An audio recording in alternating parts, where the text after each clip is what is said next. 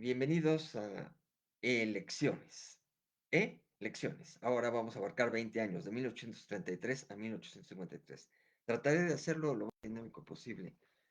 Y disculparán en la cuestión del en vivo que sea un poquito más temprano que lo previsto, eh, por una ocasión extraordinaria. Pero en fin, esto puede variar tremendamente en días y en horas.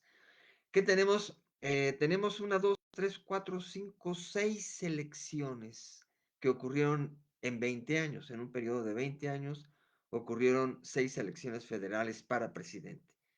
Entonces estamos cubriendo de 1833, las terceras elecciones en México, hasta 1853. Y las titulado Elecciones Serenísimas en recuerdo, no tanto que fuera homenaje, pero simplemente en alusión a el que se estuvo postulando continuamente y tomando la presidencia, Antonio López de Santa Anna, que él mismo se autonombró eh, Alteza, Su Alteza Serenísima, Su Alteza Serenísima, ¿no? O sea, un nombre rimbombante que no tenía ya nada que ver con la monarquía, pero él se consideraba una especie de alteza y serenísima, ¿no? Siendo que además en un periodo totalmente de nada de calma, muy turbulenta, así que nada de serenas, ni de serenísimas, ni nada por el estilo, pero bueno, ese es el atributo que les doy a este periodo de elecciones porque están rodeadas de su intervención. Y voy rápidamente pues a comentar aquí con mis cuadros el contexto general. Bueno, la presidencia estaba precisamente aquel Manuel Gómez Pedraza, que originalmente era el presidente que había sido elegido en las segundas elecciones. En ese momento sí estaba él, en los 3 meses que le tocó estar al frente. Eh, Después tenemos que se convoca precisamente a nuevas elecciones. Ya andaba muy activo Antonio López de Santana. Era un militar que había surgido, había defendido incluso militarmente a los realistas, a la gente todavía de la corona, muy joven, pero ya después se cambió de bando, apoyó las tres garantías con Iturbide y Guerrero, y así se la pasó. Y también se la pasó de ser liberal a conservador. Era más que nada, tenía la tendencia de ser partidario de los conservadores, pero pues era muy astuto, muy colmilludo, y también de alguna manera los liberales lo impulsaban y bajo digamos, su sello es que llegaba a participar. Repito que aquí, en esta cuestión, los partidos no están configurados así como grandes instituciones, ¿no? Lo institucional nos llega precisamente con más adelante, un poco antes del partido institucional, pero alrededor de esa figura que luego emergió, fue mucho después ya de la reforma. Entonces, previamente simplemente la tendencia que había de abrazar causas liberales o abrazar causas conservadoras y muy apegados a las logias masónicas. Bueno, entonces, aparentemente aquí también hay mucha confusión porque en las fuentes más serias pues ni siquiera llegan a decir fulanito por tal partido, fulanito simplemente pues que estaba abrazando esa causa. En Wikipedia sí encontramos la referencia a la tabla en la cual pues, aluden al partido que lo postuló o aparentemente postulado por él, ¿no? Pero es un poco de confusión. Entonces, en 1833 compiten Manuel Rincón, Nicolás Bravo, que ya había estado en la regencia, incluso antes de Iturbide, y después también en el triunvirato, ya había estado entonces, partecita de Poder Ejecutivo, Nicolás Bravo. Valentín Gómez Farías compite. Es curioso, es un competidor que realmente nunca gana una elección, pero sí es presidente varias veces porque lo nombran presidente interino. Y Antonio López de Santana. Las elecciones en este caso continúan siendo básicamente por levantar la mano los legisladores de los estados, aparentemente representando a un cúmulo de personas, pero no está realmente tampoco muy bien estructurado eso. Entonces se toman en cuenta los votos por estado y en apariencia también son 2 votos por estado todavía, aunque no cuadran mucho las cifras que aquí se les dan a los competidores en el 33. Pero bueno, vamos a quedarnos con las cifras que nos remiten. Son elecciones indirectas entonces por legislaturas de los 18 estados y eh, pues tenemos a esos 4 competidores, realmente no había más. Vámonos entonces a los datos, a los resultados, porque además como tenemos 6 elecciones, no me quiero colgar aquí. Los resultados de las elecciones de 1833 son para Manuel Rincón un voto por estado. Y con incluso hay la referencia, gracias a México a través de los siglos, que por aquí traigo mi libro, eh, el estado que votó por Manuel Rincón fue Guanajuato. Nicolás Bravo también un solo voto que lo otorgó Chihuahua.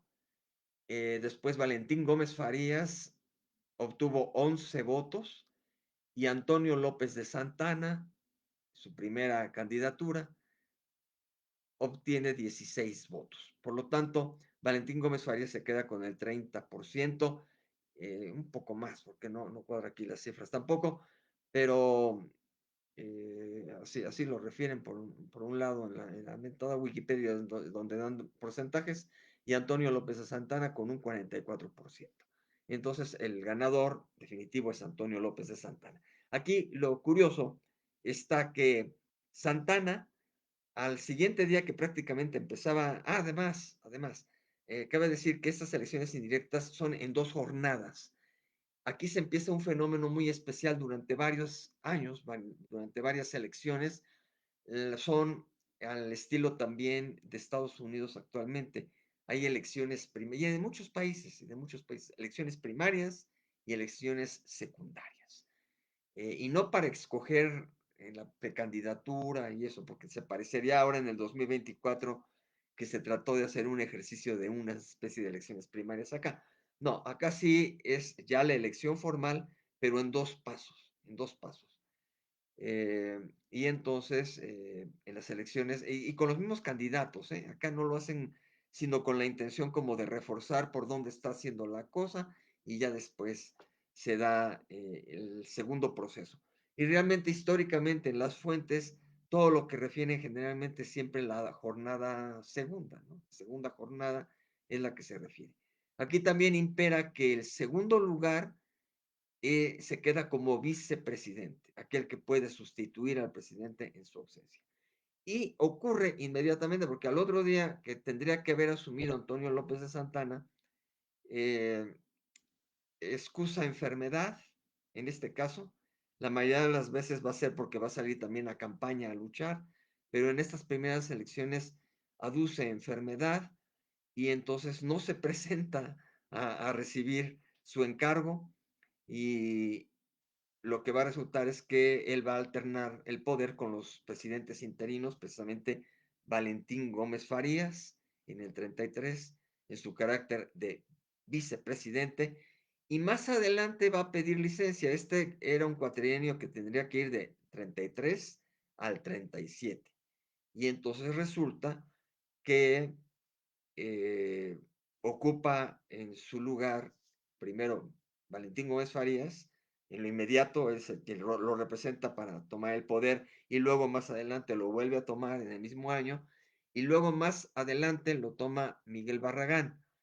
Aquí ya hay una serie de desajustes, ya no es el mero vicepresidente, sino que otra vez vienen cuestiones internas de disputas y entonces hay, digamos, una especie de semigolpes de Estado, porque si no puede uno, puede el otro. Entonces, a la mera hora, Miguel Barragán asume la presidencia en 35-36 y después, justo Corro también es designado presidente interino a la muerte de Miguel Barragán, que ejerce entonces de 36 a 37. O sea, en todo este cuatrienio, Antonio López de Santana, que no se presenta a la toma de posesión, sino mucho después, va a alternar el poder porque se los va a dejar a manera interina a Valentín Gómez Farías, a Miguel Barragán y a Justo Corro.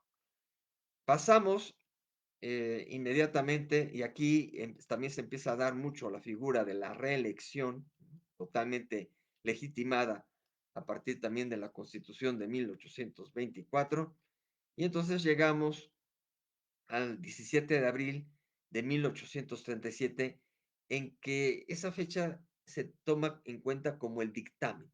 No hay una referencia muy exacta de cuándo se celebraron en doble jornada, supongo también, aquí no tengo mucha referencia, las elecciones. Pero el 17 de abril se da el dictamen final, ¿no? Se fueron recopilando los votos de los estados y entonces tenemos aquí también de una manera curiosa, porque ya no cuadran dos votos para cada estado, sino casi uno. Y compiten Lucas Alamán, aparentemente por el Partido Conservador, Nicolás Bravo por el Partido Liberal y Anastasio Bustamante por el Partido Conservador. Aquí hay un paréntesis con las elecciones de Santana, pero de todos modos está dentro del mismo periodo en que Santana va y viene, precisamente. En este caso, vamos a tener que Lucas Alamán alcanza nada más un voto de Nuevo León, Nicolás Bravo un voto de Sonora, también tenemos aquí la referencia, y Anastasio Bustamante se alza con 18 votos, algunas otras fuentes le dan 19 votos. Eh, Aquí está consultado México a través de los siglos, Wikipedia y un librito de Villalpando Rojas. Bueno, entonces aquí pues es casi el 90% de la votación fue para Anastasio Bustamante, que es el ganador. Y aquí vean también la historia que hay alrededor de todas estas elecciones. El periodo supuestamente en este caso iba a ser de 10 años, pero en 1839 Santana reasume el poder por 4 meses por licencia de Bustamante, el que pide licencia también para ir a luchar liberales contra conservadores y después ya también va a entrar la lucha contra los Estados Unidos y estas cosas. Entonces Anastasio Bustamante pide licencia y el que se apunta para suplirlo es Santana en un momento dado. Aunque efectivamente también el vicepresidente en su calidad llega a asumir el poder por 9 días del mes de julio de 1839 y posteriormente de octubre de 1842 a mayo de 1843. Pero seguramente por alguna indisposición, por problemáticas ahí internas, hay un momento dado en que Santana reasume, ¿no? Aparte de que estaba el vicepresidente Nicolás Bravo, Santana viene y dice, quítate que voy yo, ¿no? Luego, durante todo este periodo, que también iba a ser muy largo además, según las referencias, Francisco Javier Echeverría, un primer Echeverría, es nombrado también presidente interino durante 18 días entre septiembre y octubre de 1841, al estar Bustamante en campo de batalla. Se tiene la referencia de que en el 41 Bustamante se lava las manos y cede el poder definitivo a Santana. Entonces Santana lo vuelve a asumir, pero intermitentemente de octubre de 1841 a octubre de 1842, de mayo a septiembre de 1843 y de junio a septiembre de 1845. En un momento dado también Valentín Canalizo fungió como presidente interino de septiembre de 43 a junio de 44. Pero finalmente prácticamente el periodo que estaba contemplado muy largo lo termina Santana aquí. Ahora él es el que dice quítate que voy yo, y aunque Anastasio Bustamante era el presidente elegido, realmente también fue una presidencia muy variable, no fue tranquila. Nos vamos a una siguiente elección, que es la de 1844, que también la declaración de los resultados se da el 2 de enero de 1844. Son también elecciones indirectas por representantes de los estados ante el Congreso de la Unión. Y tenemos lo siguiente. Compite Francisco Elorriaga, que logra un voto, el 5%. Melchor Musquiz, que obtiene también un solo voto, 5%. Ven, esa tendencia en todas estas elecciones, ¿no? O sea, es ridículo, los competidores obtienen un votito, una cosa así, y se sabe quién va a ganar. Antonio López de Santana, que compite aquí sí, en 1844, obtiene 19 votos de las legislaturas y por lo tanto el 90% arrasa. Pero ¿qué pasa otra vez? Que Santana no ejerce tampoco en un inicio. Acababa de fallecer su esposa y aduce esa situación y luego también a los pocos meses se casa y también pues no puede, está muy metido en su boda y entonces no ejerce. Incluso también hubo una oposición del Congreso, ¿no? En el cual se declaró que el gobierno actual ni es legal ni es legítimo.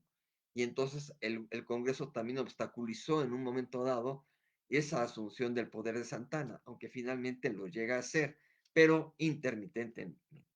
Lo hace hasta el 4 de junio del mismo 44. Curiosamente también como acotación, se juraba no ante la Constitución, sino ante la Biblia, sobre los evangelios, así como en Estados Unidos, y concluyó el 12 de septiembre del mismo año en que solicita licencia y posteriormente es depuesto. Aquí aparentemente iba a ser también ya un cuatrienio, pero apenas se ejerce unos meses en el 44, pide licencia y después, entre los dimes y diretes de las armas, de las luchas intestinas en México entre conservadores y liberales, es depuesto Santana.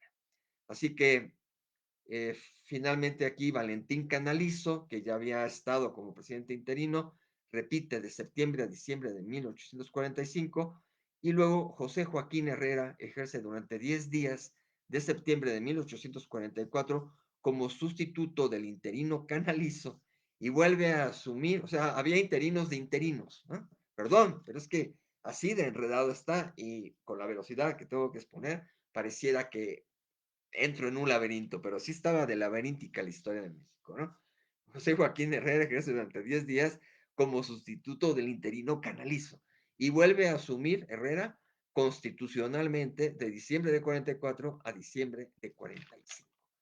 Y llegamos así a unas siguientes elecciones a los pocos años, 1846.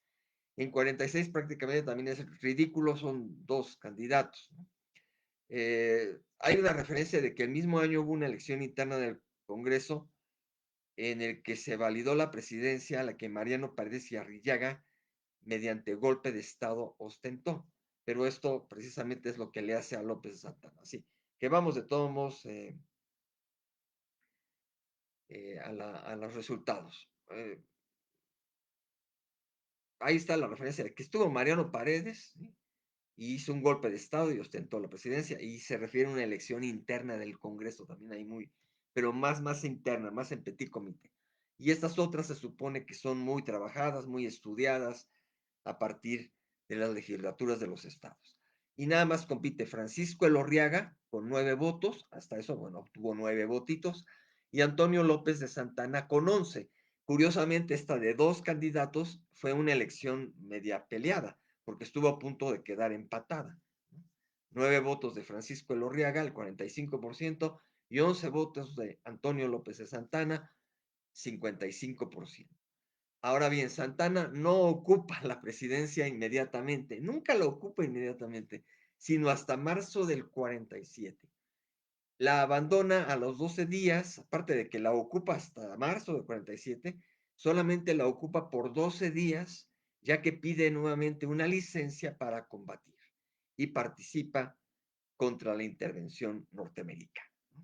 No siendo un gran héroe de toda la cuestión, pero por ahí pone su granito de arena en todas estas disputas. En situaciones en que él también había provocado ya mucho y había hecho enojar también a los gringos.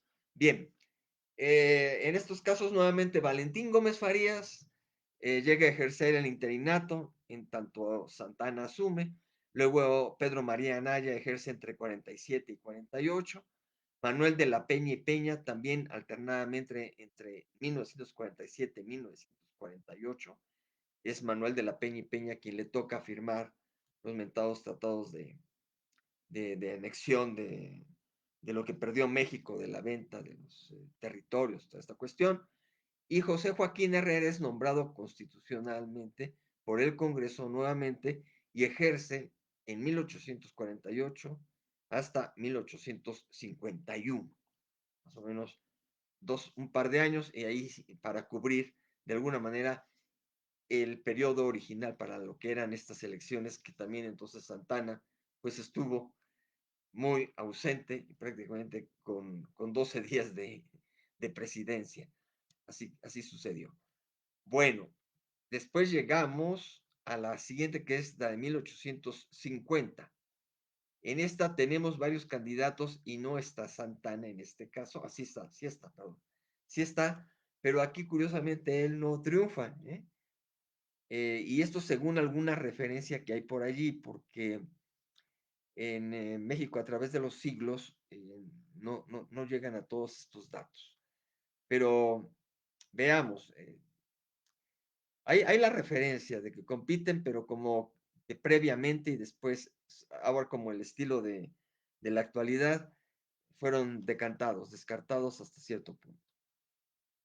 Tenemos en este caso eh, que por ahí andaba José Bernardo Couto. No quiero enredar demasiado aquí con los datos que salen a colación. Lo curioso de todo esto es que la vicepresidencia luego tiene que influye mucho con el porcentaje de los mentados votos, ¿no? Pero bueno, estaba José Bernardo Couto, Valentín Gómez Farías, Antonio López de Santana, Mariano Riva Palacio y Nicolás Bravo. Pero digamos que ya en la recta final se presentan Juan Mújica y Osorio, que obtiene un voto, el 5%, Manuel Gómez Pedraza, pues que ya había sido presidente, aquel que había perdido o le habían quitado el poder con Vicente Guerrero y que luego se lo dieron, obtuvo nada más un voto, 5%. Hay otros datos en Wikipedia, pero según México a través de los siglos nada más fue eso. Luis de la Rosa obtiene 2 votos, el 10%. Juan Nepomuceno Almonte, 3 votos, el 15%.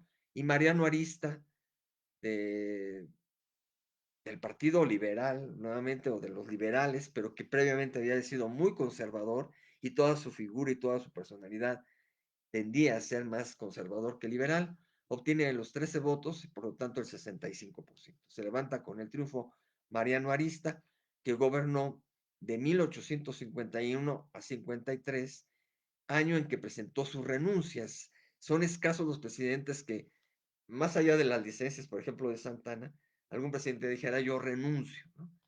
Este es un primer presidente que presenta renuncia formal, Mariano Arista, a los 2 años. Ahí la llevaba, pero presentó la renuncia y vino Juan Ceballos Bautista en su calidad de presidente de la Suprema Corte, elegido por el Congreso, entonces presidente interino de enero a febrero de 53, y Manuel María Lombardini es presidente provisional entre febrero y abril de 53, hasta entregarle el poder nuevamente a quien creen, a Santana, ¿no? Bueno, aquí traía una pequeña nota rápidamente de México a través de los siglos que se me hizo muy interesante, porque refiere de Mariano Arista, que fue el ganador. Dice, en la época de su presidencia, don Mariano Arista había perdido casi la totalidad de sus simpatías hacia sus antiguos correligionarios e inscritose en la fracción moderada liberal, ¿no? Luego dice, nadie tampoco contestaba a esta otra pregunta. Nadie sabía cómo responderla al notar que con igual violencia combatieron su candidatura. O sea, cuando fue candidato, Mariano Arista fue combatido por, ¿quién creen? Por 2 diarios. Uno de ellos dice, El Universal, ¿no? Pero estamos en 1850, ¿no? Estamos en 1850. El Universal, dicen aquí los autores, reaccionario, y el Siglo, moderado, o sea, 2 periódicos, el Universal y el Siglo. El primero, reaccionario, y el segundo, moderado. Suena Suena curioso ahí, ¿no? No ha pasado muchas cosas después de entonces. Y damos el salto a la última elección que les traía a ustedes el día de hoy, de las elecciones serenísimas, que de todos modos siguen igual de turbulentas. Este, son en 1853, ¿no? Que es precisamente acá cuando dice que había sido nombrado Manuel María Lombardini y que finalmente entrega el poder a Santana después, pues es porque llegan las últimas elecciones, en las últimas elecciones en que aparece o figura Santana. Aquí nos encontramos que también son las diferentes legislaturas de los estados, eh, un total de 20, 21, 22, 3, 24 votos. Ahí queda difícil percibir si ya son más estados de la República y por eso es un voto por estado o qué pasa ahí, porque son esas votaciones. Entonces aquí lo que ocurre son cuatro candidatos. Juan Bautista Ceballos, que en algún momento también fue presidente de la República, de esos que tenían que entrarle al quite, interinos, obtuvo un voto, el 4%. Ángel Trías obtuvo un voto, un solo voto de un estado, pues, 4%. José López Uraga obtiene 3 votos, el 13%, y se lleva la elección Antonio López de Santana con 19 votos, el 79%. Santana, en este caso, ocupa por última vez la presidencia entre 1853 y 55. El periodo, según las referencias, no estaba tampoco ya muy claro qué era, si era cuatrienio o era más bien indefinido el periodo, porque pues también como que todos le daban curso a Santana y decían, pues ya, quédate, quédate, síguete, pero él a la vez pues ya no se quedaba por una o por otra cuestión. En este caso, pues llegó al final Santana prácticamente también ya con mucha oposición y se retira en 55. Martín Carrera es presidente interino en agosto-septiembre de 55.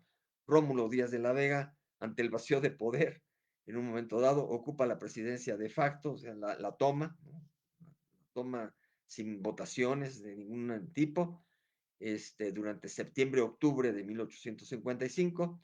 Después, Juan Álvarez sí es presidente interino durante octubre-diciembre del mismo 55, y el que viene a darle cierta calma y a culminar un poco el periodo, en este caso, es Ignacio Comonfort, que es presidente interino de 1855 a 1857, en que se deben celebrar nuevas elecciones a las cuales las dedicaremos ya en otro capítulo. Hasta aquí las elecciones nada serenísimas que hemos tenido y bueno, les agradezco muchísimo la atención, simplemente voy a la pantalla y y les agradezco pues que hayan estado aquí, ya sea en vivo o a través de canal YouTube, forma grabada o aquí mismo en una repetición que ustedes quieran de alguna manera activar. Yo los espero en una siguiente ocasión con un tercer capítulo. Recuerden, van a ser 20 para cerrar antes de la elección de 2024. Muchísimas gracias por la atención y nos estamos viendo.